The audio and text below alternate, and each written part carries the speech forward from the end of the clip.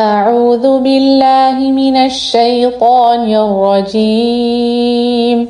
بسم الله الرحمن الرحيم.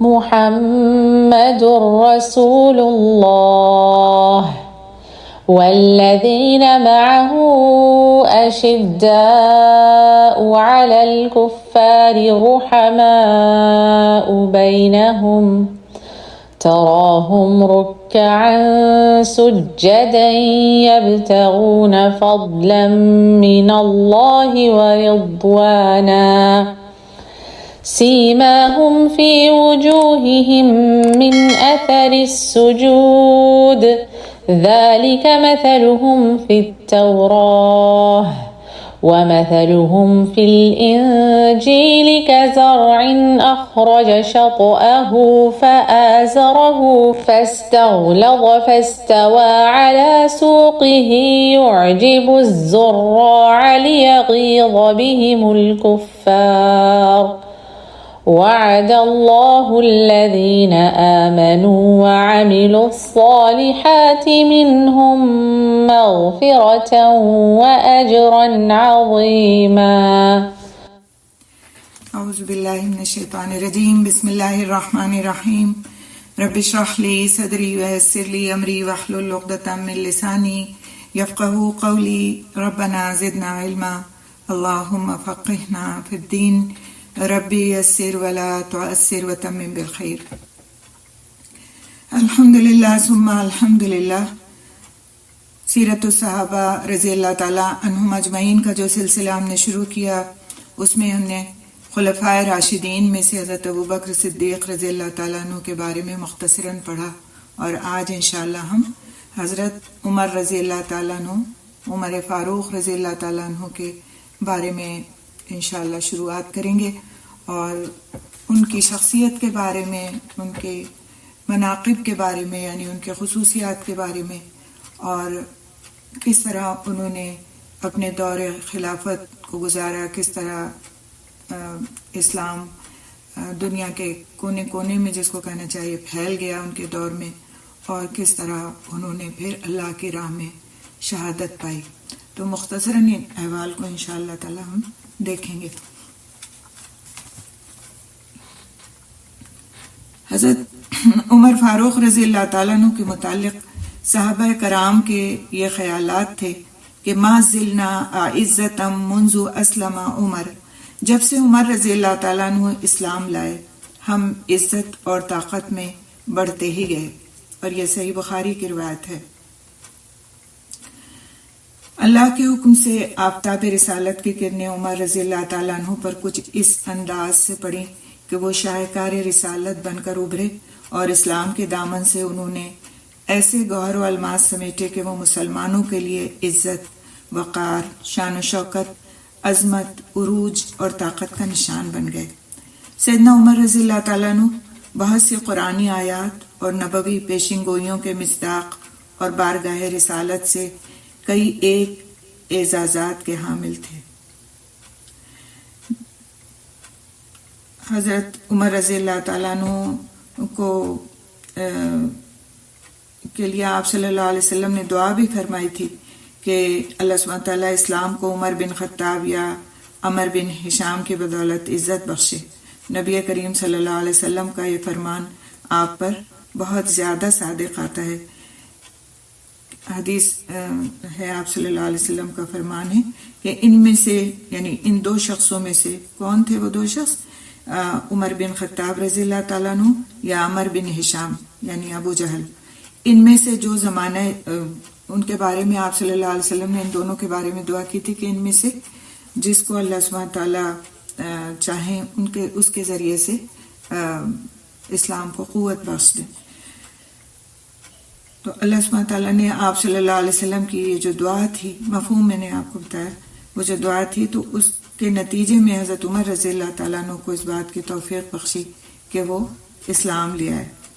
آپ صلی اللہ علیہ وسلم کا فرمان ہے، ان میں سے جو زمانہ جاہلیت میں اچھے تھے، ان میں سے صحابہ کرام میں سے، وہ اسلام میں بھی اچھے ہیں، بشرط یہ کہ وہ دین کی سمجھ بوجھ حاصل کریں.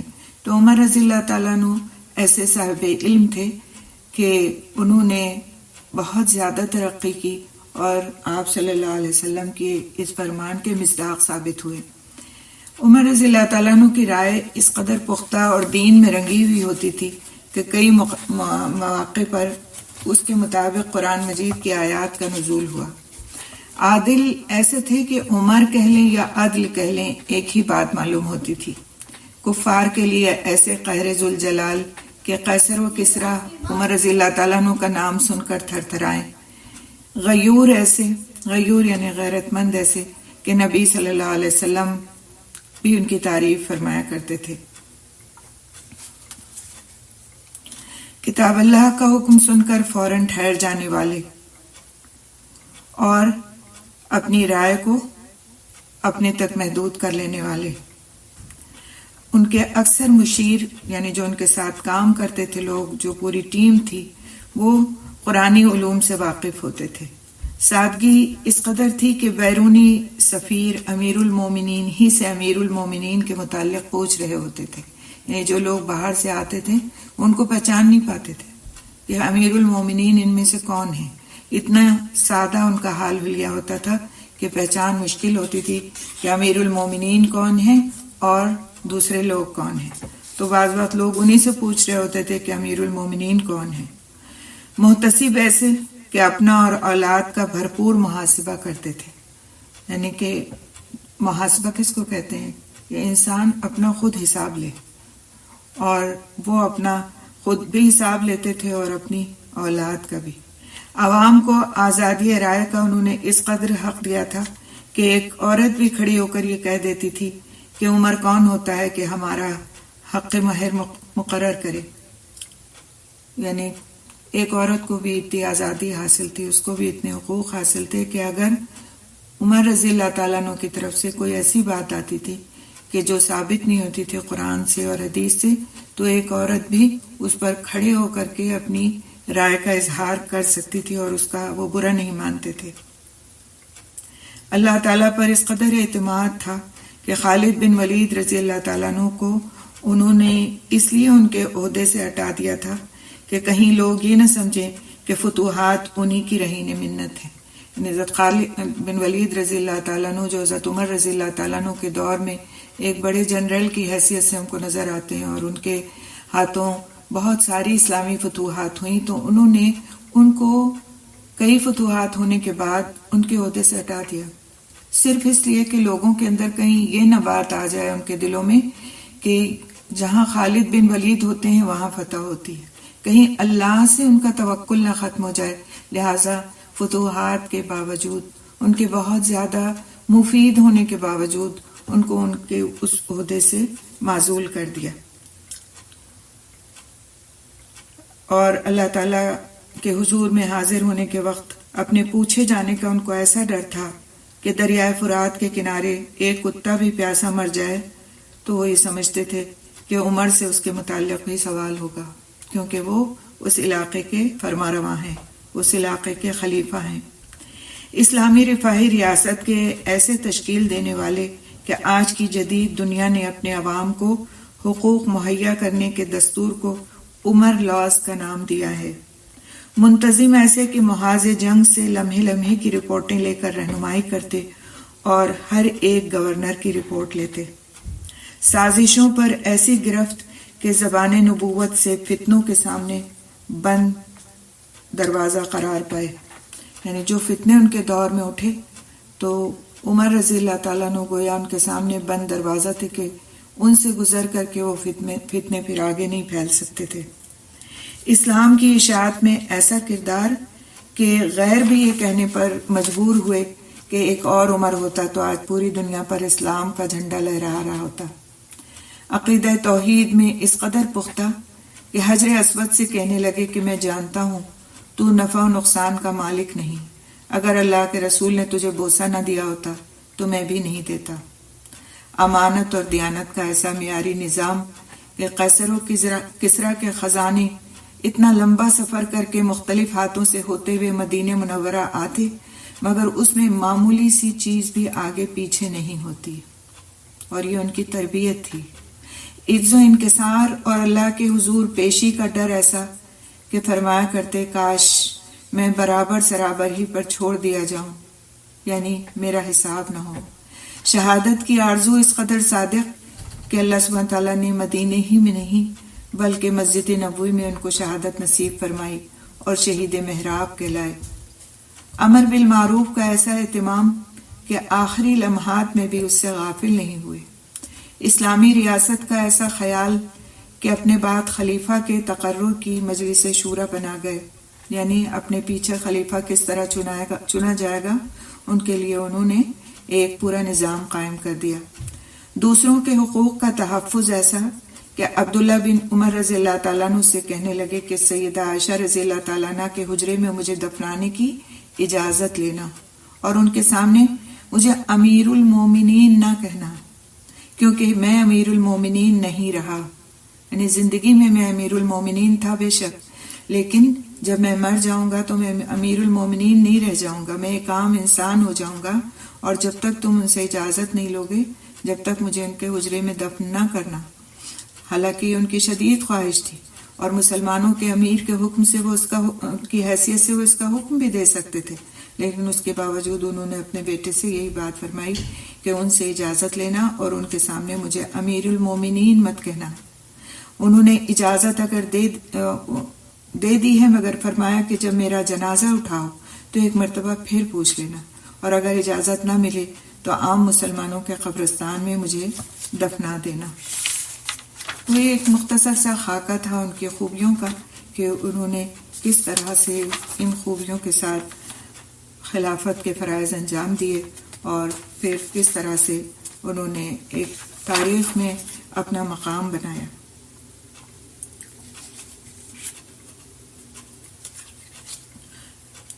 حضرات انبیاء اور رسول علیہ السلام اور سیدنا ابو بکر رضی اللہ تعالیٰ عنہ کے بعد سیدنا عمر رضی اللہ تعالیٰ عنہ دنیا کے سب سے بہترین آدمی تھے۔ ان کے بارے میں نبی صلی اللہ علیہ وسلم نے فرمایا، میرے بعد ان دو افراد ابو بکر اور عمر رضی اللہ تعالیٰ عنہ کی پیروی کرو۔ سیدنا عمر رضی اللہ تعالیٰ عنہ کے فضائل اور مناقب میں بہت سی احادیث وارد ہوئی ہیں۔ نبی صلی اللہ علیہ وسلم کا ارشاد ہے، یقیناً تم سے پہلی امتوں میں کچھ لوگ الہام یافتہ ہوتے تھے، اگر میری امت میں کوئی ہے تو وہ عمر ہے۔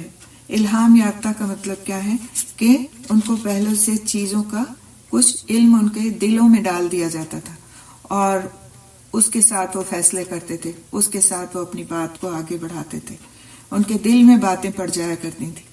ایک موقع پر نبی صلی اللہ علیہ وسلم نے ارشاد فرمایا، میں نے نیند میں دیکھا کہ ایک کنویں پر چرخی سے ڈول کھینچ رہا ہوں، یعنی خواب میں دیکھا۔ اتنے میں ابو بکر رضی اللہ تعالیٰ عنہ آ گئے، انہوں نے ایک یا دو ڈول پانی نکالا، ان کے نکالنے میں کمزوری کے آثار تھے، اللہ سبحانہ تعالیٰ ان کی مغفرت فرمائے۔ پھر عمر بن خطاب رضی اللہ تعالیٰ عنہ آئے اور پانی نکالنا شروع کیا تو وہ ڈول ایک بڑے ڈول میں تبدیل ہو گیا۔ میں نے ان جیسا قوی آدمی نہیں دیکھا جو ان جیسا کام کرتا ہو۔ انہوں نے پانی کے ڈول نکالے یہاں تک کہ لوگ سیراب ہو گئے، اور انہوں نے اونٹوں کو پانی پلا کر آرام کی جگہ بٹھایا۔ تو اس کی تعبیر یہی دی گئی کہ حضرت ابو بکر رضی اللہ تعالیٰ عنہ کے خلافت کچھ عرصے رہی، اور حضرت عمر رضی اللہ تعالیٰ عنہ کے خلافت تقریباً 9.5 سال رہی، اور اس میں اسلامی حکومت کو بہت زیادہ فروغ حاصل ہوا اور پوری دنیا پر گویا چھا گئی۔ سیدنا عمر بن عاص رضی اللہ تعالیٰ عنہ کہتے ہیں کہ میں نے اللہ کے رسول صلی اللہ علیہ وسلم سے عرض کیا کہ اللہ کے رسول صلی اللہ علیہ وسلم آپ کو سب سے زیادہ محبوب کون ہے؟ آپ صلی اللہ علیہ وسلم نے فرمایا، عائشہ۔ میں نے دوبارہ سوال کیا کہ آدمیوں میں سے؟ تو آپ صلی اللہ علیہ وسلم نے فرمایا، عائشہ کا باپ یعنی حضرت ابو بکر صدیق رضی اللہ تعالیٰ عنہ۔ میں نے عرض کیا ان کے بعد؟ تو آپ صلی اللہ علیہ وسلم نے فرمایا، عمر بن خطاب۔ پھر چند اور افراد کے نام گنوائے۔ سیدنا عمر فاروق رضی اللہ تعالیٰ عنہ کی ذاتی صفات کون سی تھیں، ان کا خود اپنے گھرانے اور نبی صلی اللہ علیہ وسلم کے خاندان سے سلوک کیسا تھا، انہوں نے خلیفۃ المسلمین بننے کے بعد اپنی رعایا کا کس طرح خیال رکھا، تو خاص طور سے اس میں عورتوں کے حقوق کے بارے میں ان کی فکر مندی، اسلام میں مسابقت رکھنے والوں سے سلوک، لوگوں کی ضروریات پوری کرنے کی فکر، اسلامی معاشرے کے بعض زعماء کی تربیت، دین سے منحرف ہونے والوں کی اصلاح، رعایا کی صحت کا خیال، امر بالمعروف اور نہی عن المنکر کا خصوصی اہتمام، بازار اور تجارت کے نظام کی اصلاح، بنیادی مقاصد شریعت مثلا اللہ تعالیٰ کی وحدانیت کا رسوخ، شرک و بدعت کو جڑ سے اکھاڑ دینا، عبادات کی پابندی اور مجاہدین کی عزت کا تحفظ جیسے عنوانات ان کے بارے میں سیرت کی کتابوں میں، سیرت الصحابہ کی کتابوں میں ملتے ہیں۔ بعد ازاں سیدنا عمر فاروق رضی اللہ تعالیٰ عنہ نے کس طرح حصول علم کا اہتمام فرمایا، کس طرح وہ تعلیم و تربیت اور خواخائی کے جذبات سے اپنی رعایا کو آراستہ کرنا چاہتے تھے، اور کس طرح انہوں نے مدینہ طیبہ کو ایک دارالافتاء کی حیثیت عطا کی، اور مدینہ کس طرح علم و فقہ کا مرکز بن گیا اور ایک ایسی درسگاہ کی شکل اختیار کر گیا جہاں بہت سے اللہ کے دین کے دائی، گورنر اور قاضی پیدا ہوئے۔ اس کے بارے میں بھی انشاءاللہ تعالی ہم اپنے ان لیکچرز میں پڑھیں گے۔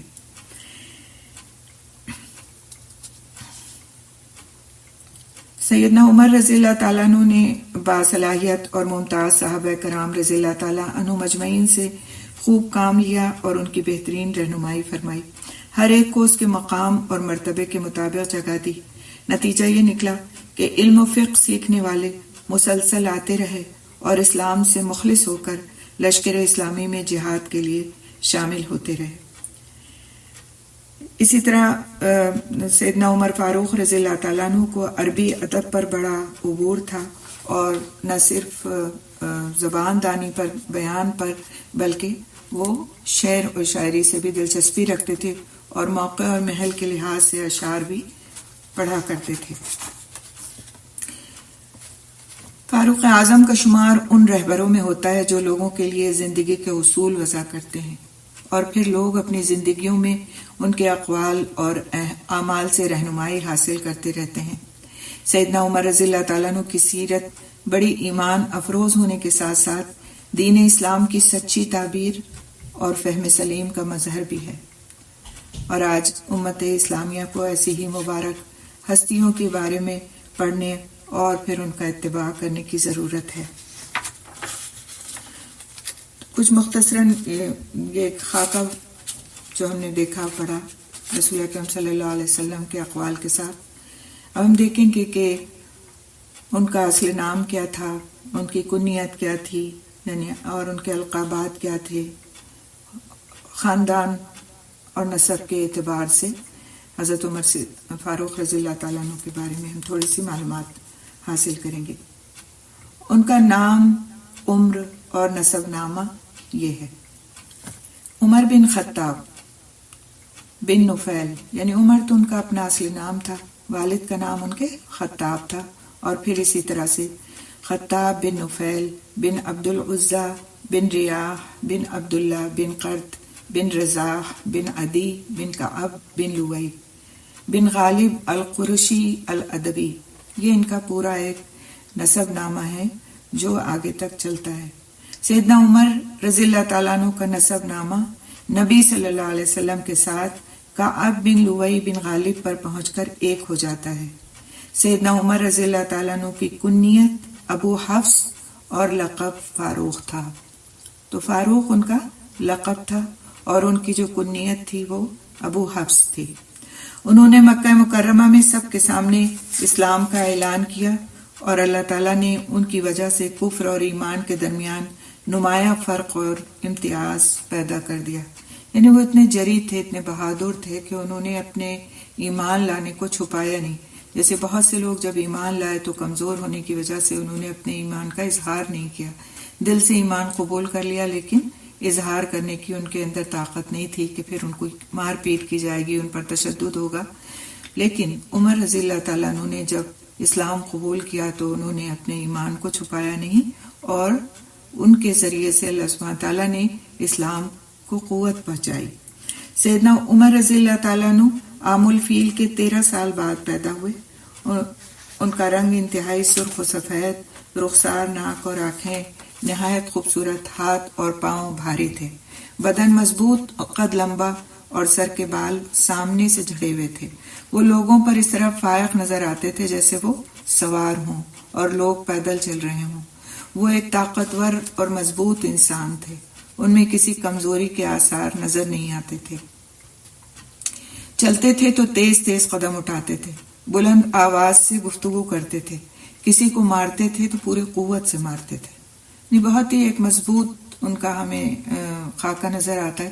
جیسے ہم نے ابو بکر رضی اللہ تعالیٰ عنہ کے بارے میں پڑھا تھا کہ وہ ایک دبلے پتلے انسان تھے، ان کی فزیک جو تھی وہ بالکل ایک دبلے پتلے انسان والی تھی، لیکن حضرت عمر رضی اللہ تعالیٰ عنہ ایک مضبوط اور لمبے چوڑے انسان تھے۔ ان کی آواز گونجدار آواز تھی اور ان کی آواز سے بھی لوگ متاثر ہوتے تھے اور ان کی شخصیت سے بھی لوگ متاثر ہوتے تھے۔ سیدنا عمر رضی اللہ تعالیٰ عنہ کے والد کا نام خطاب بن نفیل تھا، ان کے دادا نفیل بن عبد العزہ تھے اور ان سے قریش اپنے فیصلے کرواتے تھے، یعنی ان کو ایک اہم مقام سوسائٹی میں حاصل تھا۔ عمر رضی اللہ تعالیٰ عنہ کی والدہ کا نام حنتمہ بنت ہاشم بن مغیرہ تھا، اور یہ بھی کہا گیا ہے کہ وہ ہشام کی بیٹی اور ابو جہل کی بہن تھی۔ کچھ روایت نگاروں نے ان کو ابو جہل کی کزن بتایا ہے اور کچھ کا کہنا اور ہے، لیکن زیادہ جو روایات ملتی ہیں اس میں یہی ہے کہ وہ ابو جہل کی کزن تھی، ہاشم کی بیٹی اور ابو جہل بن ہشام کی چچا زاد بہن تھی۔ آپ رضی اللہ تعالیٰ عنہ کے بیٹوں اور بیٹیوں کی تعداد 13 تھی، اور ان عورتوں کی تعداد جن سے انہوں نے مختلف اوقات میں نکاح کیا، ایک ہی وقت میں نہیں، مختلف اوقات میں، کسی کا انتقال ہو گیا تو دوسرے سے نکاح کیا، کسی ایک سے طلاق کی نوبت پہنچی تو پھر دوسری سے نکاح کیا، تو اس طرح ان عورتوں کی تعداد جن سے انہوں نے نکاح کیا 13 تھی، اور ان میں وہ ساری عورتیں شامل ہیں جن سے انہوں نے دور جاہلیت میں شادی کی یا دور اسلام میں۔ اسی طرح وہ تمام عورتیں بھی اس تعداد میں شامل ہیں جنہیں انہوں نے طلاق دی یا جو شہادت کے وقت موجود تھیں، کیونکہ حضرت عمر رضی اللہ تعالیٰ عنہ نے جب اسلام قبول کیا ہے تو وہ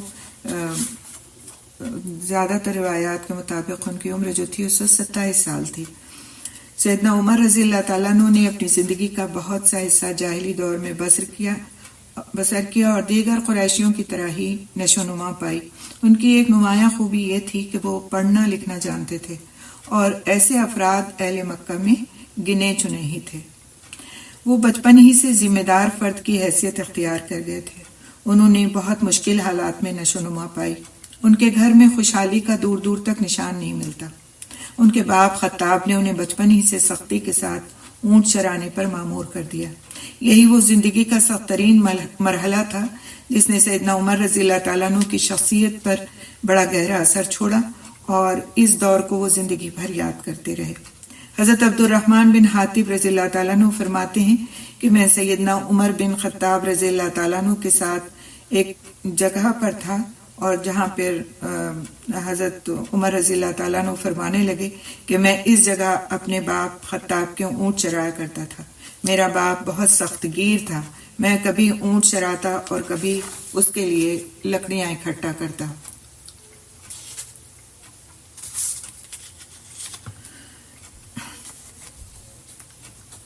حضرت ابن عمر مخزومی اپنے باپ سے روایت کرتے ہیں کہ ایک دن سیدنا عمر رضی اللہ تعالیٰ عنہ نے لوگوں کو نماز کے لیے بلایا۔ لوگ اکٹھا ہو گئے اور انہوں نے تکبیر کہی تو سیدنا عمر رضی اللہ تعالیٰ عنہ ممبر پر چڑھ گئے، اللہ تعالیٰ کی حمد و ثنا بیان کی اور نبی صلی اللہ علیہ وسلم پر درود و سلام پڑھا، پھر کہا، اے لوگو، میں اپنی خالہ کی بکریاں چرایا کرتا تھا، وہ مجھے اس کے عوض ایک مٹھی کھجور یا منقر دے دیا کرتی تھی۔ وہ دن دیکھیے اور آج کا دن دیکھیے۔ پھر وہ ممبر سے نیچے اتر آئے تو عبد الرحمن بن عوف رضی اللہ تعالیٰ عنہ کہنے لگے، اے امیر المومنین، آج تو آپ نے خود اپنی برائی بیان کر دی، یعنی آپ کا کیا حال تھا اس کو لوگوں سے خود بیان کر کے گویا اپنے آپ کو کمتر کر لیا آپ نے۔ تو یہ سن کر سیدنا عمر رضی اللہ تعالیٰ عنہ نے فرمایا، افسوس تیرے لیے اے ابن عوف، در حقیقت جب میں تخلیے میں تھا، یعنی کہ میں اکیلا تھا، تو میرے دل میں خیال آیا کہ میں تو امیر المومنین ہوں اور مجھ سے بہتر افضل کون ہو سکتا ہے؟ بس میں نے چاہا کہ اپنے دل کو اپنی حقیقت سے آگاہ کر دوں۔ ایک روایت میں ہے کہ سیدنا عمر رضی اللہ تعالیٰ عنہ نے کہا کہ میرے دل میں کچھ غرور آ گیا تھا، میں نے چاہا کہ اپنے آپ کو کچھ پست کر دوں، لہٰذا انہوں نے کیا کام کیا کہ ممبر پر کھڑے ہو کر بتایا کہ میں کیا تھا، اور آج جو کچھ میں ہوں وہ نہیں تھا، تاکہ دل سے وہ غرور اور کبر نکل جائے۔ سیدنا عمر رضی اللہ تعالیٰ عنہ ایک کامیاب تاجر تھے۔ اس پیشے کی آمدنی نے انہیں مکے کے مالدار افراد میں شامل کر دیا تھا۔ یعنی پہلے دور میں جب وہ چھوٹے تھے تو کس درجے میں انہوں نے سخت زندگی گزاری، اور اس کے بعد بڑے ہونے کے بعد وہ ایک کامیاب تاجر بنے، اور وہ تجارت کے غرض سے جس شہر کا رخ کرتے، تجارت کے ساتھ ساتھ وہاں کی جو خصوصیات ہوتی تھیں، معارف ہوتے تھے، علم ہوتا تھا، وہ بھی حاصل کر لیتے تھے۔ وہ گرمیوں میں شام اور سردیوں میں یمن جایا کرتے تھے۔ سیدنا عمر رضی اللہ تعالیٰ عنہ نے اپنے آباء و اجداد سے وراثت میں جو معنوی اثاثہ پایا تھا، یعنی کہ جو خصوصیات حاصل کی تھیں، اس میں تو ان چیزوں نے جو معنوی اثاثہ تھا، ان چیزوں نے ان میں تجربہ، عقل مندی، عرب کے حالات کی معرفت اور زندگیوں کے نشیب و فراز سے آشنائی پیدا کرتی تھی۔ اس کے علاوہ وہ قدرت کی طرف سے بڑا نادر دل و دماغ لائے تھے، یعنی اللہ سبحانہ تعالیٰ کی طرف سے قدرتی طور سے ان کو ایک بہت ہی خوبصورت دل اور دماغ ملا تھا، اور وہ بڑے ذہین اور فتین واقع ہوئے تھے۔ اس سے لوگ اپنے جھگڑے نمٹانے کے لیے ان کی طرف رجوع کرتے تھے۔ ابن سعد رضی اللہ تعالیٰ عنہ فرماتے ہیں کہ بلا شبہ سیدنا عمر رضی اللہ تعالیٰ عنہ اسلام سے پہلے عرب والوں کے جھگڑے چکایا کرتے تھے۔ وہ بہت زیادہ دانا، فصیح و بلیغ، عمدہ رائے رکھنے والے، طاقتور، بردبار، شریف النفس سردار اور اپنی حجت اور دلیل میں طاقت اور وزن رکھنے والی شخصیت تھے۔ یہی وجہ تھی کہ قریش نے انہیں اپنا سفیر مقرر کر رکھا تھا، یعنی اپنا ایمبیسڈر بنا رکھا تھا، اور جب کسی قبیلے سے مفاخر بیان کرنے کا مقابلہ ہوتا تھا، یعنی کہ عربوں میں ایک رواج تھا، پہلے قصیدہ گوئی کرتے تھے۔ قصیدے میں کیا ہوتا ہے کہ اپنی تعریف بیان کی جاتی ہے، اپنی قوم کی تعریف بیان کی جاتی ہے، اپنے ملک کی تعریف بیان کی جاتی ہے۔ تو جب کبھی بھی اس طرح کا کوئی مقابلہ پیش ہوتا تھا تو اس کام کے لیے وہ سیدنا عمر رضی اللہ تعالیٰ عنہ کو منتخب فرماتے تھے۔ علامہ ابن جوزی رحمۃ اللہ علیہ فرماتے ہیں کہ سفارت کا منصب سیدنا عمر رضی اللہ تعالیٰ عنہ کو دیا جاتا تھا۔ جب قریش یا کسی اور قبیلے کے درمیان لڑائی کی آگ بھڑک اٹھتی تو سیدنا عمر رضی اللہ تعالیٰ عنہ کو سفیر بنایا جاتا تھا، اور اگر کہیں مفاخر بیان کرنے ہوتے، یعنی وہ فخریہ چیزیں جو اس قبیلے میں ہوتی وہ بیان کرنا ہوتی، تو تب بھی سیدنا عمر رضی اللہ تعالیٰ عنہ کو ہی منتخب کیا جاتا تھا، اور ان کی سفارت کی کوئی مخالفت نہیں کرتا تھا۔ سیدنا عمر رضی اللہ تعالیٰ عنہ نے دور جاہلیت آپ کو پتہ ہے، جیسے پہلے بھی عرض کر چکی ہوں کہ دور جاہلیت سے مراد وہ دور ہے جو اسلام سے پہلے کا دور ہے۔ تو انہوں نے ایک لمبی زندگی گزاری تھی۔ اس دور میں انہوں نے جاہلیت کا دور بڑی گہرائی سے دیکھا تھا، اس کی حقیقت کو سمجھا اور عادات و اطوار کو جانا تھا، اور اس دور کی ہر روایت اور رسوم و رواج کا پوری قوت سے دفاع کیا تھا۔ اسی لیے جب وہ مسلمان ہوئے اور انہیں اسلام کے جمال حقیقت سے آشنائی نصیب ہوئی تو ہدایت اور گمراہی اور کفر اور ایمان کے درمیان انہوں نے بڑا واضح فرق خود پایا اور اس کو نمایاں کیا۔ اسی طرح حق و باطل کو جدا جدا کر کے رکھ دیا۔ کس طرح انہوں نے اسلام قبول کیا اور کس طرح سے وہ دین میں داخل ہوئے، اس کے متعلق ہم تھوڑا سا دیکھیں گے کہ قبول اسلام اور پھر ہجرت کا واقعہ ان کی ہمارے لیے کس طرح سبق آموز ہے۔ سیدنا عمر رضی اللہ تعالیٰ عنہ کے اسلام لانے کے بارے میں بہت سی روایات آتی ہیں، لیکن سند کے اعتبار سے اکثر روایات میں لوگوں کو کچھ نہ کچھ شکوک و شبہات ہیں اور وہ صحت کے درجے تک نہیں پہنچتی، لیکن سیرت کی کتابوں اور تاریخ سے لے جانے والی روایات کو سامنے رکھتے ہوئے سیدنا عمر رضی اللہ تعالیٰ عنہ کے اسلام لانے اور پھر اسلام کا اعلان کرنے کے بارے میں جو ایک اہم روایت ہے اور جو زیادہ آتھینٹک ہے، اس کو ہم یہاں پر انشاءاللہ تعالی بیان کریں گے۔ ایک دفعہ قریش ایک مجلس میں جمع ہوئے۔ انہوں نے نبی صلی اللہ علیہ وسلم کے بارے میں غور و فکر کیا اور کہنے لگے، کون ہے جو محمد صلی اللہ علیہ وسلم کو قتل کرنے کی ذمہ داری لے؟ سیدنا عمر رضی اللہ تعالیٰ عنہ نے کہا کہ میں یہ ذمہ داری قبول کرتا ہوں۔ اس پر سب متفق ہو گئے، کیونکہ وہ ایک لہیم شہیم اور ایک مضبوط انسان تھے، لہٰذا ان پر سب نے اعتماد کیا۔ سیدنا عمر رضی اللہ تعالیٰ عنہ سخت گرمی میں دوپہر کو تلوار سونت کر گھر سے نکل پڑے اور نبی صلی اللہ علیہ وسلم اور ان کے جانثاروں کا رخ کیا، جن میں ابو بکر رضی اللہ تعالیٰ عنہ، علی رضی اللہ تعالیٰ عنہ، حمزہ رضی اللہ تعالیٰ عنہ جیسے جلیل القدر حضرات شامل تھے۔ یہ وہ لوگ تھے جو حبشہ کی طرف ہجرت نہیں کر سکتے تھے۔ سیدنا عمر رضی اللہ تعالیٰ عنہ کو کسی نے خبر دی کہ یہ سب صفا کے نشیب میں، صفا پہاڑی جو ہے اس کے نشیب میں واقع دار ارقم میں جمع ہیں۔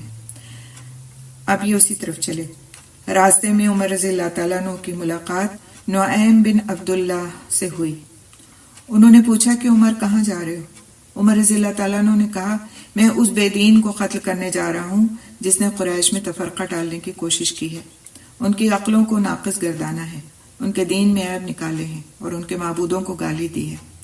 یہ سن کر نعیم رضی اللہ تعالیٰ عنہ نے کہا آپ بہت غلط راستے پر چل رہے ہیں، آپ نے جان کو دھوکے میں ڈالا ہے، غور کریں آپ تمام بنو عدی کو ہلاکت میں ڈال رہے ہیں، یعنی کہ آپ اپنے پورے قبیلے کو ہلاکت میں ڈالیں گے ایسا کر کے۔ کیا آپ کو علم نہیں کہ بنو عبد مناف آپ کو زندہ نہیں چھوڑیں گے؟ یعنی اگر آپ نے ان کے ایک شخص کو ایسے شخص کو مار ڈالا تو پھر یہ قبائلی لڑائی چھڑ جائے گی۔ اسی بحث و مباحثے میں دونوں کی آوازیں بلند ہونے لگی۔ سیدنا عمر رضی اللہ تعالیٰ عنہ کہنے لگے مجھے افسوس ہو رہا ہے کہ تو بھی بے دین ہو گیا ہے، اگر مجھے یقین ہو جائے کہ تو بے دین ہو گیا ہے تو میں پہلے تیری گردن اتار دوں۔ جب نعیم بن عبداللہ رضی اللہ تعالیٰ عنہ نے دیکھا کہ سیدنا عمر رضی اللہ تعالیٰ عنہ اپنے ارادے سے باز آنے والے نہیں ہیں تو انہوں نے کہا اے عمر آپ کو یہ خبر دیتا ہوں کہ آپ کے بہنوئی اور ان کے تمام اہل خانہ مسلمان ہو چکے ہیں اور آپ بدستور اپنی گمراہی پر اڑے ہوئے ہیں۔ یہ بات سن کر سیدنا عمر رضی اللہ تعالیٰ عنہ نے فوراً کہا مجھے ان کے نام بتاؤ۔ نعیم نے کہا وہ آپ کے چچا زاد اور آپ کی بہن ہیں، یعنی آپ کے بہنوئی جو آپ کے چچا زاد ہیں اور آپ کی بہن جن کی ان سے شادی ہوئی ہے، وہ لوگ مسلمان ہو چکے ہیں۔ جب سیدنا عمر رضی اللہ تعالیٰ عنہ نے یہ سنا کہ ان کی بہن اور بہنوئی بھی مسلمان ہو گئے تو وہ آگ بگولا ہو گئے اور فوراً ان کے دروازے پر پہنچے۔ دستک دی، اندر سے پوچھا گیا کون ہے؟ سیدنا عمر رضی اللہ تعالیٰ عنہ نے جواب دیا خطاب کا بیٹا۔ اس وقت گھر کے اندر موجود افراد قرآن کی تلاوت میں مصروف تھے۔ انہوں نے جو سیدنا عمر رضی اللہ تعالیٰ عنہ کی آواز سنی تو جلدی سے چھپ گئے اور جو صفحہ وہ پڑھ رہے تھے وہ اسی طرح پڑا رہ گیا۔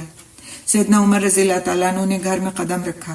بہن نے عمر کے تیور دیکھے تو جلدی سے اس صفحے کو چھپایا۔ سیدنا عمر رضی اللہ تعالیٰ عنہ نے پوچھا کہ یہ بھن بناہٹ کیسی تھی جو میں نے ابھی سنی ہے؟ یعنی آواز باہر جا رہی تھی گھر سے پڑھنے کی۔ اہل خانہ اس وقت سورہ طٰہٰ پڑھ رہے تھے۔ انہوں نے کہا کیا آپ کوئی اور بات نہیں کر سکتے؟ تو سیدنا عمر رضی اللہ تعالیٰ عنہ نے فوراً کہا محسوس ہوتا ہے کہ تم بے دین ہو چکے ہو۔ یہ سن کر سیدنا عمر رضی اللہ تعالیٰ عنہ کے بہنوئی نے کہا اے عمر ہو سکتا ہے کہ حق آپ کے ساتھ نہ ہو۔ یہ سننا تھا کہ سیدنا عمر رضی اللہ تعالیٰ عنہ نے اپنی جگہ سے ایک چھلانگ لگائی اور اپنے بہنوئی کو زمین پر پٹک دیا اور دونوں آپس میں گتھم گتھا ہو گئے۔ سیدنا عمر رضی اللہ تعالیٰ عنہ بہت طاقتور تھے۔ انہوں نے اپنے بہنوئی کو جن کا نام سعید تھا بہت سختی کے ساتھ پیٹنا شروع کیا اور ان کے سینے پر چڑھ کر بیٹھ گئے۔ اسی اثنا میں سیدنا عمر رضی اللہ تعالیٰ عنہ کی بہن آ گئیں تاکہ اپنے خاوند کو بچا سکیں، تو عمر رضی اللہ تعالیٰ عنہ نے انہیں دور دھکیل دیا اور ان کو بہت زور سے ایک تھپڑ مارا۔ وہ گر پڑی اور زخمی ہو گئیں۔ پھر بہن نے غصے کی حالت میں کہا کہ اللہ کے دشمن کیا تو ہمیں اس لیے مارتا ہے کہ ہم ایک اللہ کو معبود مانتے ہیں؟ سیدنا عمر رضی اللہ تعالیٰ عنہ نے کہا ہاں۔ تو وہ بولیں کہ جو جی چاہے کر لے، میں تو یہی گواہی دیتی ہوں کہ اللہ کے سوا کوئی معبود نہیں اور محمد صلی اللہ علیہ وسلم اللہ کے رسول ہیں، ہم تیری مرضی کے برعکس مسلمان ہیں۔ جب سیدنا عمر رضی اللہ تعالیٰ عنہ نے اپنی بہن کی یہ جرأت مندانہ باتیں سنی تو سعید رضی اللہ تعالیٰ عنہ کے سینے سے اٹھ کھڑے ہوئے اور سیدھے ہو کر بیٹھ گئے اور پھر نرمی سے کہا، بہن کو جب زخمی حالت میں دیکھا تو دل نرم ہو گیا۔ نرمی سے کہا کہ مجھے وہ صحیفہ دکھاؤ جسے تم لوگ پڑھ رہے تھے، یعنی وہ صفحہ جس پر آیات لکھی ہوئی تھی۔ تو بہن نے صحیفہ دینے سے انکار کر دیا۔ سیدنا عمر رضی اللہ تعالیٰ عنہ نے کہا کہ تیری خرابی ہو، دراصل تیری باتیں میرے دل میں گھر کر گئی ہیں، میں اسے دیکھنا چاہتا ہوں اور وعدہ کرتا ہوں کہ میں اس کی توہین نہیں کروں گا۔ تو بہن نے ان سے کہا کہ آپ ناپاک ہیں اور اسے صرف پاکیزہ لوگ ہی چھو سکتے ہیں، اٹھ جائیے، غسل کریے یا وضو کیجیے۔ سیدنا عمر رضی اللہ تعالیٰ عنہ اسی وقت گئے، غسل کیا اور بہن کے پاس آئے تو انہوں نے وہ صحیفہ سیدنا عمر رضی اللہ تعالیٰ عنہ کے ہاتھ میں دے دیا۔ حضرت عمر رضی اللہ تعالیٰ عنہ نے اس صحیفے میں سورہ طٰہٰ اور دیگر کئی صورتیں جو لکھی ہوئی تھیں ان کی آیات کو پڑھا۔ آغاز میں بسم اللہ الرحمن الرحیم پڑھی، الرحمن الرحیم ہی کہا تھا کہ وہ دہشت زدہ ہو گئے، ان کے ہاتھ سے وہ صفحہ چھوٹ کر گر گیا اور انہوں نے دوبارہ ہمت کی، اسے اٹھایا اور پڑھنے لگے تو سورہ طٰہٰ کی آیات تھیں، طٰہٰ ما انزلنا علیک القرآن لتشقی الا تذکرۃ لمن یخشی تنزیلا ممن خلق الارض والسماوات العلی الرحمن علی العرش استوی لہ ما فی السماوات وما فی الارض وما بینہما وما تحت الثری وان تجہر بالقول فانہ یعلم السر واخفی اللہ لا الہ الا ہو لہ الاسماء الحسنی۔ ان آیات کی تلاوت کے بعد سیدنا عمر رضی اللہ تعالیٰ عنہ نے تعجب سے کہا، کیا قریش اس کلام سے بھاگے تھے؟ پھر مسلسل پڑھتے رہے جب اللہ کے فرمان عالی پر پہنچے، اننی انا اللہ لا الہ الا انا فاعبدنی واقم الصلاۃ لذکری ان الساعۃ آتیۃ اکاد اخفیہا لتجزی کل نفس بما تسعی فلا یصدنک عنہا من لا یؤمن بہا واتبع ہواہ فتردی۔ ترجمہ، بلا شبہ میں ہی اللہ ہوں، میرے سوا کوئی سچا معبود نہیں، سو میری عبادت کر اور میری یاد کے لیے نماز قائم کر، یقیناً قیامت آنے والی ہے، قریب ہے کہ میں اسے چھپا کر رکھوں تاکہ ہر شخص کو اس کا بدلہ دیا جائے جو وہ کوشش کرتا ہے، سو تجھے اس سے وہ شخص کہیں روک نہ دے جو اس پر یقین نہیں رکھتا اور اپنی خواہش کے پیچھے لگا ہوا ہے، ورنہ تو ہلاک ہو جائے گا۔ تو ایک دم بول اٹھے، جب یہ پڑھا تو ایک دم بول اٹھے، جس کا یہ کلام ہے لازم ہے کہ اس کے علاوہ کسی اور کی عبادت نہ کی جائے، مجھے محمد صلی اللہ علیہ وسلم کے پاس لے چلو۔ اللہ سبحانہ تعالیٰ نے ان کے دل کو پھیر دیا، بہت صاف دل کے انسان تھے، اور یہ ان کی ایک بہت بڑی خوبی تھی جس کی وجہ سے فوراً اللہ سبحانہ تعالیٰ کے کلام کا ان کے دل کے اوپر اثر ہوا، اور انہوں نے اسے ایکسیپٹ کرنے میں کوئی قیل و قال نہیں کی، کوئی پس و پیش نہیں کی کہ آج نہیں تو کل، اور پھر میں اور معلومات حاصل کروں گا تو میں اور پڑھوں گا، تو جب میرا دل مطمئن ہو جائے گا تب میں یہ کام کروں گا۔ کوئی پس و پیش نہیں کی، جیسے ہی دل پر اس کلام کا اثر ہوا اسی وقت ایک فیصلہ کیا کہ ان کو اس دین کو ایکسیپٹ کر لینا ہے۔ جو ہی خباب رضی اللہ تعالیٰ عنہ نے سیدنا عمر رضی اللہ تعالیٰ عنہ کی زبان سے یہ الفاظ سنے، خباب رضی اللہ تعالیٰ عنہ ان کے بہنوں اور بہنوئی کو پڑھایا کرتے تھے، تو جیسے ہی انہوں نے، اور وہ چھپے ہوئے تھے، جیسے ہی انہوں نے الفاظ سنے تو وہ پردے سے باہر آ گئے اور انہوں نے کہا کہ اے عمر خوش ہو جاؤ، میرا خیال ہے کہ نبی صلی اللہ علیہ وسلم نے پیر کے دن جو دعا فرمائی تھی وہ آپ کے حق میں قبول ہو گئی ہے۔ آپ صلی اللہ علیہ وسلم نے دعا فرمائی تھی کہ اے اللہ، ابو جہل بن ہشام یا عمر بن خطاب میں سے جو تیرا محبوب ہو اس کے ذریعے سے اسلام کو تقویت عطا فرما۔ تو سیدنا عمر رضی اللہ تعالیٰ عنہ نے فرمایا کہ بس اب مجھے نبی صلی اللہ علیہ وسلم کے پاس لے چلو۔ جب ان کی بہن بہنوئی اور حضرت خباب رضی اللہ تعالیٰ عنہ نے عمر رضی اللہ تعالیٰ عنہ کے لہجے کی سچائی پہچان لی تو کہا، محمد صلی اللہ علیہ وسلم کوہ صفا کی نچلی جانب یعنی دار ارقم میں تشریف فرما ہے۔ سیدنا عمر رضی اللہ تعالیٰ عنہ نے اپنی تلوار سونتی، دار ارقم پہنچے اور دروازہ کھٹکھٹایا۔ ابھی اس سے پہلے تلوار کیوں سونتی تھی؟ آپ صلی اللہ علیہ وسلم کے قتل کے ارادے سے، نعوذ باللہ، اور اب انہوں نے دوبارہ اپنی تلوار سونتی، لیکن اس وقت ارادہ یہ نہیں تھا جو پہلے تھا، وہ ایک ان کا اسٹائل تھا ایک طرح سے کہ وہ جب چلتے تھے تو کس طرح چلتے تھے ہتھیاروں کے ساتھ۔ دار ارقم پہنچی اور دروازہ کھٹکھٹایا، وہاں موجود لوگوں نے سیدنا عمر رضی اللہ تعالیٰ عنہ کی آواز سنی تو گھبرا گئے۔ مشہور تھے اپنی سخت گیری کے لیے، کوئی بھی آگے بڑھ کر دروازہ کھولنے کی جرت نہیں کر سکا، کیونکہ سب جانتے تھے کہ عمر اسلام اور پیغمبر کے کس قدر خلاف ہیں۔ لوگوں کو خوفزدہ دیکھ کر سیدنا حمزہ رضی اللہ تعالیٰ عنہ آگے بڑھے، پوچھا کون ہے؟ انہوں نے کہا عمر آیا ہے۔ حضرت حمزہ رضی اللہ تعالیٰ عنہ نے فرمایا دروازہ کھول دو، اگر اللہ کی طرف سے اس کے نصیب میں بھلائی لکھی ہے تو وہ مسلمان ہو جائے گا، ورنہ اسے قتل کرنا کوئی مشکل کام نہیں۔ لوگوں نے دروازہ کھول دیا تو حضرت حمزہ رضی اللہ تعالیٰ عنہ اور ایک اور صحابی نے سیدنا عمر رضی اللہ تعالیٰ عنہ کو کندھوں سے پکڑ لیا اور رسول صلی اللہ علیہ وسلم کی خدمت میں پیش کیا۔ آپ صلی اللہ علیہ وسلم نے انہیں چھوڑنے کا حکم دیا اور خود اٹھ کر آگے بڑھے اور اپنے دست مبارک سے حضرت عمر رضی اللہ تعالیٰ عنہ کی کمر اور چادر کو پکڑ کر جھنجھوڑا اور دریافت فرمایا، اے ابن خطاب، کس ارادے سے آئے ہو؟ اللہ کی قسم مجھے محسوس ہوتا ہے کہ تم اس وقت تک اپنی حرکتوں سے باز نہیں آؤ گے جب تک اس اللہ کی طرف سے تم پر کوئی بڑی آفت نہ آن پڑے۔ سیدنا عمر رضی اللہ تعالیٰ عنہ کہنے لگے، اے اللہ کے رسول، میں تو اللہ اور اس کے رسول اور اللہ کی کتاب پر ایمان لانے کے لیے حاضر ہوا ہوں۔ یہ سن کر رسول اکرم صلی اللہ علیہ وسلم نے اللہ اکبر کہا۔ اب سب سمجھ گئے کہ سیدنا عمر رضی اللہ تعالیٰ عنہ بھی دائرہ اسلام میں داخل ہو گئے ہیں۔ سیدنا عمر رضی اللہ تعالیٰ عنہ کے ایمان لانے کے بعد سب مسلمانوں کو یقین ہو گیا کہ سیدنا حمزہ رضی اللہ تعالیٰ عنہ اور عمر رضی اللہ تعالیٰ عنہ کی معیت میں اب وہ مضبوط ہو گئے ہیں اور اب وہ اللہ کے رسول صلی اللہ علیہ وسلم کا دفاع بھی کر سکتے ہیں اور ہر قسم کے دشمن سے بدلہ بھی لے سکتے ہیں۔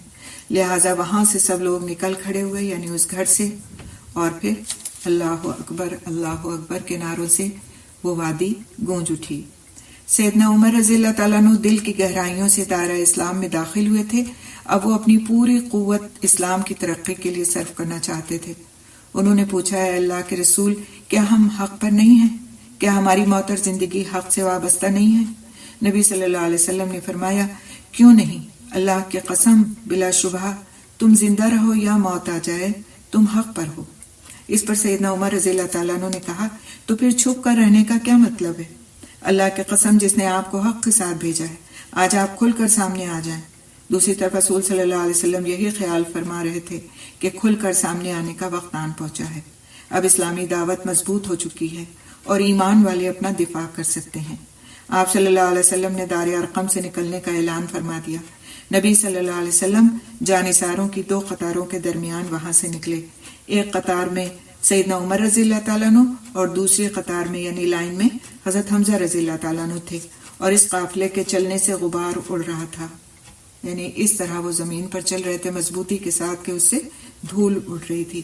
اسی طرح چلتے چلتے سب مسجد حرام میں داخل ہو گئے۔ قریش کی نظریں سیدنا عمر اور حمزہ رضی اللہ تعالیٰ عنہ پر جم کر رہ گئیں۔ وہ اتنے رنجیدہ ہوئے اور وہ سمجھ گئے کہ دونوں مسلمان ہو چکے ہیں، تو وہ اتنے رنجیدہ ہوئے کہ پہلے کبھی نہ ہوئے تھے۔ اس دن نبی صلی اللہ علیہ وسلم نے سیدنا عمر رضی اللہ تعالیٰ عنہ کو فاروق کا لقب عطا فرمایا۔ تو فاروق کا لقب ان کو کس دن ملا؟ جس دن وہ مسلمان ہوئے۔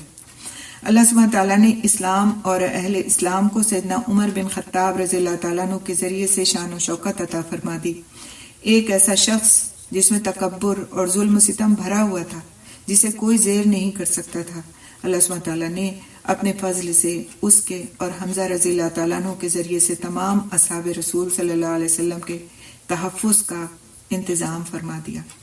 سیدنا عمر رضی اللہ تعالیٰ عنہ جب اپنے اس قافلے کے ساتھ مشرکین کے پاس پہنچے تو انہیں چیلنج کیا، ان سے لڑائی لڑی اور تمام مسلمانوں کے لیے بیت اللہ کے سامنے نماز پڑھنے کا موقع فراہم کیا۔ تو اور پھر اس کے بعد اس جو مشرکین غمزدہ ہو گئے تھے تو وہ خود فرماتے ہیں حضرت عمر رضی اللہ تعالیٰ عنہ کہ میرا دل چاہتا تھا کہ میں کفر کے سرداروں کو اپنے اسلام لانے کی خبر دے دوں۔ میں اپنے ماموں ابو جہل کے گھر پہنچا، وہ مکے کا سردار تھا، اس کے دروازے پر دستک دی۔ اس نے پوچھا کون ہے؟ میں نے کہا خطاب کا بیٹا۔ یہ سن کر وہ باہر نکلا۔ میں نے اس سے پوچھا کیا تجھے معلوم ہے کہ میں اپنا پہلا دین چھوڑ چکا ہوں؟ اس نے حیرت سے پوچھا کیا واقعی تجھ نے ایسا کیا ہے؟ میں نے کہا ہاں۔ تو اس نے کہا ہرگز ایسا نہ کرنا۔ تو میں نے کہا میں تو ایسا ہی کروں گا۔ ابو جہل دوبارہ یہی الفاظ کہتا ہوا دروازہ بند کر کے اندر چلا گیا۔ میں نے سوچا، حضرت عمر رضی اللہ تعالیٰ عنہ فرماتے ہیں، میں نے سوچا اتنا کافی نہیں ہے۔ میں ایک اور سردار کے دروازے پر پہنچا، دروازہ کھٹکھٹایا، اندر سے پوچھا گیا کون ہے؟ میں نے کہا خطاب کا بیٹا۔ وہ باہر آیا تو میں نے کہا کیا تجھے خبر ہے کہ میں اپنا پہلا دین چھوڑ چکا ہوں؟ اس نے کہا کیا واقعی تو نے ایسا کیا ہے؟ میں نے کہا ہاں۔ اس نے بھی کہا ایسا مت کرنا۔ پھر وہ بھی اپنے گھر کے اندر گھس گیا اور اس نے بھی دروازہ بند کر لیا۔ تو یہ واقعات اس بات کی شہادت دیتے ہیں کہ وہ کس درجے میں مضبوط تھے، انہیں اپنے دین پر کتنا پختہ یقین تھا، اپنے اللہ پر کتنا توکل تھا، اور انہوں نے نہ صرف یہ کہ اپنے دین کا اظہار کیا بلکہ لوگوں کے سامنے جا کر اس کا اظہار کیا تاکہ لوگوں کو بھی اس بات کا وہ ان لوگوں کو جو کفار تھے اور جو دین کے پر عمل پیرا ہونے والوں کے ساتھ سختی کا معاملہ کرتے تھے اور ان کو پریشان کرتے تھے، ان کو پتہ چل جائے کہ اب دین مضبوط لوگوں کے ساتھ مضبوط ہو چکا ہے، اور اب ان کے سامنے کوئی راستہ نہیں ہے کہ وہ یا تو دین کو ایکسیپٹ کریں اور یا پھر ان لوگوں سے کا راستہ چھوڑ دیں جو دین پر چلنے کے لیے مستحکم ہو چکے ہیں۔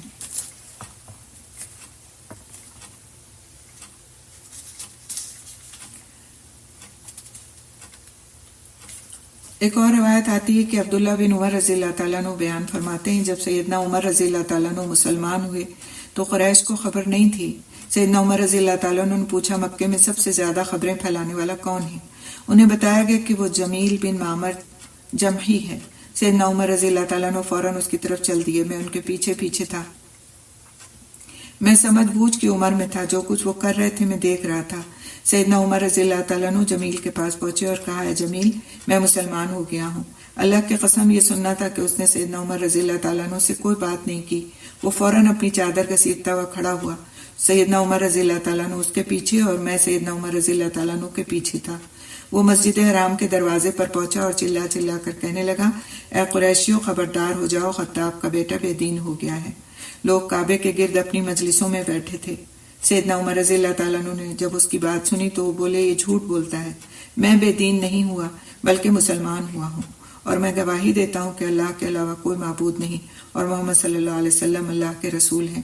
یہ سن کر وہ سب فوراً سیدنا عمر رضی اللہ تعالیٰ عنہ کی طرف بڑھے، اور حضرت عمر رضی اللہ تعالیٰ عنہ نے عتبہ بن ربیعہ کو پکڑ کر زمین پر گرا دیا اور اس کے سینے پر چڑھ کر بیٹھ گئے اور اسے مارنے لگے، اور انہوں نے اپنی انگلیاں اس کی آنکھوں میں گھسا دی۔ عتبہ درد کے مارے چلانے لگا تو لوگ پیچھے ہٹ گئے۔ سیدنا عمر رضی اللہ تعالیٰ عنہ کھڑے ہو گئے۔ جو بھی آگے بڑھنے کی جرات کرتا تو کوئی نہ کوئی سردار اسے منع کر دیتا۔ آہستہ آہستہ سب ڈر کے مارے پیچھے ہٹ گئے۔ سیدنا عمر رضی اللہ تعالیٰ عنہ نے ان تمام مجالس میں جن میں وہ زمانے کفر میں بیٹھا کرتے تھے، یعنی خانہ کعبہ کے پاس مجلسیں لگا کر کے جہاں جو کفار قریش تھے وہ بیٹھا کرتے تھے، وہاں جا کر اپنے قبول اسلام کا اعلان کیا۔ ایک روایت میں ہے کہ سیدنا عمر رضی اللہ تعالیٰ عنہ لوگوں سے مسلسل لڑتے رہے یہاں تک کہ سورج سر پر پہنچ گیا۔ پھر سیدنا عمر رضی اللہ تعالیٰ عنہ کچھ نرم پڑ گئے اور بیٹھ گئے۔ لوگ ان کے پاس کھڑے تھے، انہوں نے کہا، جو تمہارے جی میں آیا کرو، بس اللہ کی قسم اگر ہم 300 آدمی ہوتے تو یا تو تم ہمارے لیے میدان چھوڑ دیتے یا ہم تمہارے لیے چھوڑ دیتے، یعنی فیصلہ ہو جاتا۔ تو یہ ان کے اسلام لانے کا واقعہ تھا، اور کس طرح مضبوطی کے ساتھ اور پورے خود اعتمادی کے ساتھ انہوں نے اسلام کو قبول کیا، اور پھر ہمیشہ اور ہمیشہ اسلام کے راستے میں اپنی قوتوں کو صرف کرتے رہے۔ سیدنا عمر بن خطاب رضی اللہ تعالیٰ عنہ نبوت کے 6 سال ذوالحجہ کے مہینے میں 27 سال کی عمر میں دائرہ اسلام میں داخل ہوئے۔ وہ حضرت حمزہ رضی اللہ تعالیٰ عنہ کے 3 دن بعد مسلمان ہوئے، اور ان دنوں مسلمانوں کی تعداد 39 تھی، 39 تھی۔ سیدنا عمر رضی اللہ تعالیٰ عنہ فرماتے ہیں کہ جس دن میں مسلمان ہوا تو مسلمانوں کی تعداد 39 تھی، میں نے مسلمان ہو کر ان کی تعداد 40 کر دی۔ اللہ تعالیٰ نے دین کو تقویت بخشی اور دین اسلام کھل کر سامنے آ گیا۔ حضرت عبداللہ بن مسعود رضی اللہ تعالیٰ عنہ فرماتے ہیں کہ جب سیدنا عمر رضی اللہ تعالیٰ عنہ مسلمان ہوئے تو ہم طاقتور ہو گئے۔ ان سے پہلے ہم نہ بیت اللہ کا طواف کر سکتے تھے اور نہ ہی ہمیں وہاں نماز پڑھنے کی اجازت تھی۔ جب سیدنا عمر رضی اللہ تعالیٰ عنہ مسلمان ہوئے تو انہوں نے مشرکین سے لڑائی کی، پھر ہم نے مسجد حرام میں نماز بھی پڑھی اور بیت اللہ کا طواف بھی کیا۔ صہیب بن سنان رضی اللہ تعالیٰ عنہ فرماتے ہیں کہ جب سیدنا عمر رضی اللہ تعالیٰ عنہ مسلمان ہوئے تو اسلام کھل کر سامنے آ گیا، اور سیدنا عمر رضی اللہ تعالیٰ عنہ نے لوگوں کو اعلانیہ اسلام کی طرف بلایا۔ ہم بیت اللہ کے گرد حلقوں کی شکل میں بیٹھے، ہم نے بیت اللہ کا طواف کیا، اور جس نے ہم سے سختی کی ہم نے اس کا ڈٹ کر مقابلہ کیا۔ سیدنا عمر رضی اللہ تعالیٰ عنہ نے اعلانیہ ہجرت فرمائی۔ حضرت ابن عباس رضی اللہ تعالیٰ عنہ فرماتے ہیں کہ مجھے حضرت علی رضی اللہ تعالیٰ عنہ نے بتایا کہ سیدنا عمر بن خطاب رضی اللہ تعالیٰ عنہ وہ شخص ہیں جنہوں نے اعلانیہ ہجرت فرمائی، جبکہ باقی تمام مہاجرین نے خفیہ ہجرت کی۔ سیدنا عمر رضی اللہ تعالیٰ عنہ نے جب ہجرت کا ارادہ فرمایا تو تلوار گلے میں ڈالی، کندھے پر کمان رکھی، ہاتھ میں تیر تھامے اور نیزہ پہلو میں رکھا، اور سیدھے بیت اللہ کے پاس پہنچے۔ لوگ مسجد حرام کے صحن میں بیٹھے تھے. انہوں نے سب کی موجودگی میں بیت اللہ کے گرد اطمینان سے طواف کیا. پھر مقام ابراہیم پر پہنچے اور تسلی سے نماز ادا کی. پھر باری باری ہر مجلس میں پہنچے اور کہا چہرے بد شکل ہو جائیں. اللہ تعالیٰ سے تم جیسے لوگوں کی ناک خاک آلود کریں گے جو چاہتا ہے کہ اس کی ماں اسے گم پائے، اس کے بچے یتیم ہو جائیں اور اس کی بیوی بیوہ ہو جائے، وہ مجھے حرم سے باہر وادی میں ملے. حضرت علی رضی اللہ تعالیٰ عنہ فرماتے ہیں چند کمزور مسلمانوں کے سوا وہاں کوئی نہ آیا. سیدنا عمر رضی اللہ تعالیٰ عنہ نے انہیں تسلی دی اور پھر عازم سفر ہو گئے. تو یہ جو باتیں انہوں نے کہیں وہاں پر موجود سرداروں سے، وہ اس لیے کہیں کہ اب میں تو جا رہا ہوں ہجرت کرنے، اور اگر تم میں سے کسی میں دم ہے تو وہ آ جائے اس وادی میں مجھ سے آ کر کے ملے اور پھر میں اس کا مقابلہ کروں گا، اور ورنہ پھر میرا راستہ چھوڑ دیا جائے. تو ان سرداروں میں سے جو کافر تھے کوئی بھی نہیں آیا. ظاہر ہے وہ حضرت عمر رضی اللہ تعالیٰ عنہ کا مقابلہ کرنے کی جرت نہیں رکھتے تھے. صرف جو لوگ مسلمان ہو گئے تھے، کمزور ہو گئے تھے، وہ آ کر کے ان سے ملے اور پھر انہوں نے مدینے کا سفر شروع کیا. سیدنا عمر رضی اللہ تعالیٰ عنہ نبی صلی اللہ علیہ وسلم کی آمد سے پہلے ہی مدینہ طیبہ جا پہنچے تھے. نہیں، آپ صلی اللہ علیہ وسلم نے تو آخر میں ہجرت فرمائی نا حضرت ابو بکر رضی اللہ تعالیٰ عنہ کے ساتھ. تو حضرت عمر رضی اللہ تعالیٰ عنہ آپ صلی اللہ علیہ وسلم سے پہلے مدینہ طیبہ جا پہنچے تھے. ان کے ساتھ ہجرت میں جو افراد شامل تھے ان میں ان کے اہل خانہ، قبیلے والے، ان کا بھائی زید بن خطاب، عمر اور عبداللہ، یہ دونوں سراقہ کے بیٹے تھے. خنیس بن حذافہ سہمی جو ان کی بیٹی حفصہ رضی اللہ تعالیٰ عنہ کے شوہر تھے. چچا زاد بھائی سعید بن زید جن کا شمار عشر مبشرہ میں ہوتا تھا. واقد بن عبداللہ تمیمی جو ان کے حلیف تھے. خولہ بن ابی خولہ، مالک بن ابی خولہ، یہ دونوں بنو اجل سے ان کے حلیف تھے. بنو بکیر، ایاس، خالد، عاقل، عامر اور بنو سعد بن لیث سے ان کے حلیف تھے. یہ سب جب مدینے پہنچے تو قباء میں عمر بن عوف کے محلے میں رفاع بن منذر کے ہاں ٹھہرے. تو اس طرح سے حضرت عمر رضی اللہ تعالیٰ عنہ نے اپنے ان ساتھیوں کے ساتھ جن کی تعداد تقریباً 20 تھی مدینہ منورہ کی ہجرت فرمائی. براہ بن عازب رضی اللہ تعالیٰ عنہ فرماتے ہیں کہ سب سے پہلے ہمارے پاس مصعب بن عمیر اور عبداللہ بن ام مکتوم رضی اللہ تعالیٰ عنہ آئے. یعنی مدینہ منورہ کی ہجرت کے بارے میں یہ بات کہی جاتی ہے کہ سب سے پہلے کون آیا؟ مصعب بن عمیر اور عبداللہ بن ام مکتوم. ان کو آپ صلی اللہ علیہ وسلم نے بھیجا تھا کہ وہ جا کر لوگوں کو قرآن کی تعلیم دیں. وہ لوگوں کو قرآن کی تعلیم دیتے تھے. پھر کیا ہوا کہ بلال، سعید اور عمار بن یاسر رضی اللہ تعالیٰ عنہ آئے. پھر سیدنا عمر رضی اللہ تعالیٰ عنہ 20 آدمیوں کے ہمراہ تشریف لائے، اور اس کے بعد نبی صلی اللہ علیہ وسلم تشریف لے آئے. اور آپ صلی اللہ علیہ وسلم کی آمد پر اہل مدینہ اتنے خوش ہوئے کہ اس سے پہلے انہیں ایسی خوشی کبھی نصیب نہیں ہوئی تھی. سیدنا عمر رضی اللہ تعالیٰ عنہ نے بہت سے ایسے افراد کی ہجرت میں مدد فرمائی جو ہجرت تو کرنا چاہتے تھے لیکن کسی انجانی آزمائش اور فتنے کے ڈر سے رکے ہوئے تھے.